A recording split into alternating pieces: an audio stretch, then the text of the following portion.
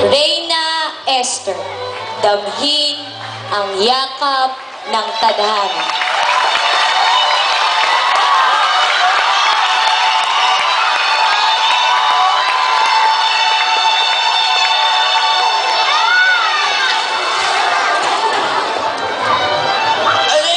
Huwag ka nga magulo dyan. Kung matandang kusinero naman ito eh.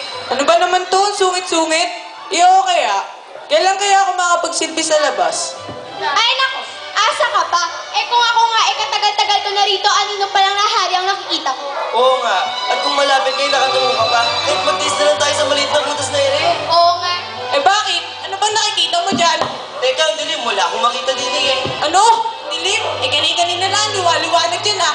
Pasilip nga. Napakaganda ng palasyo. Humahalimuyak ang bango at may panibagong bihis. Panibagong bihis.